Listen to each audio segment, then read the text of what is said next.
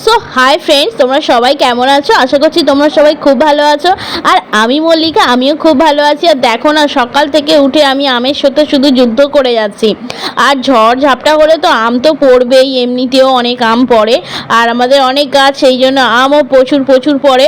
তো আমগুলোকে আমি সমস্ত কেটে কুটে রেখে দিয়েছি। দেখো অনেক আম পচেও গেছে, প্রায় 3-4 কিলোর মতো আম পচেও গেছে। যাই হোক, আমি দেখো সকাল থেকে শুধু আম কেটেই যাচ্ছি।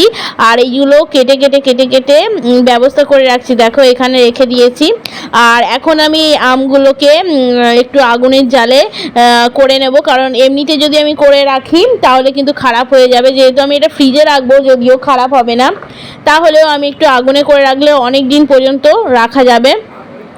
তো এটাকে আমি আগুনে দিয়ে একটু মেল্ট করে নেবো। দেখতে পাচ্ছ অনেকটা হয়ে এসছে, পুরোটা আমি দেখাতে পারি না।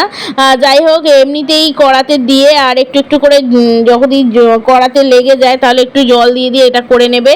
আর যেহেতু আমাদের মিক্সার নেই, সেই জন্য আমাকে আগুনেই করতে হচ্ছে। আর যতক্ষণ না ওটা পুরোপুরি মেল্ট হবে আমি ততক্ষণে এতে ঢালতে পারবো না। তো দেখো ফ্রেন্ডস, এরপরে কিন্তু আমার এই চুবড়িতে ঢালার পালা। দেখো এবারে চুবড়িতে এরকম করে করে ছেঁকে নিচ্ছি আমি এগুলোকে। আর এটা আমের যে নিট পাল্পটা আছে সেটাকে আমি বার করে নেব। দেখো এর যে গাছটা আছে সেই গাছটাকে আমি বার করে নিচ্ছি আস্তে আস্তে। তো এটা বার করতে আমার প্রচুর কষ্ট হচ্ছে, বেলা অনেক হয়ে গেছে। যাই হোক, এর ফাঁকে ফাঁকে আমাকে রান্নাটাও করে নিতে হয়েছে দুপুরবেলার খাবো বলে। আর দেখো এটা অন্য জায়গায় একটু ট্রান্সফার করে রাখছি, এতে করেই আমি ফ্রিজের ভেতরে রেখে দিয়ে আসবো। তো দেখো আমি সমস্তটাই একা হাতেই করছি। তো আমের সাথে শুধু সকাল থেকে আমি যুদ্ধই করে যাই, এটা দেখতে পাচ্ছ তোমরা। আর দেখো কি সুন্দর, কিন্তু এগুলো পাকা আম বললে হবে, এগুলো কিন্তু টক। ঠিক আছে, পাকলে কি হয়, কিন্তু টক। তোমরা সবাই ভাবছো যে পাকা আম তো পাকা আম তো, কিন্তু না, পাকা আম কিন্তু টক, ভীষণই টক, খাওয়া যাচ্ছে না। যার জন্য আমাকে এরকম করে রাখতে হবে। আর বাঙালির ঘরে তো মানুষের আনাগোনা হতেই থাকে, আত্মীয় স্বজন, তাদের কিন্তু আমি আমের কোনো কিছু করে খাওয়াতে পারবো। সেই জন্য আমি আম দিয়ে এটা করে রাখছি।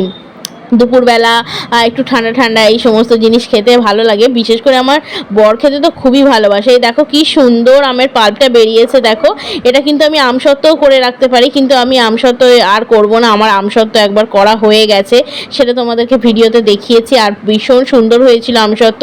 যাই হোক, অনেক যুদ্ধর পরে এখন বাজে দুপুর 3টে, আর এখন খেতে বসেছি আমরা দুপুরের খাবার।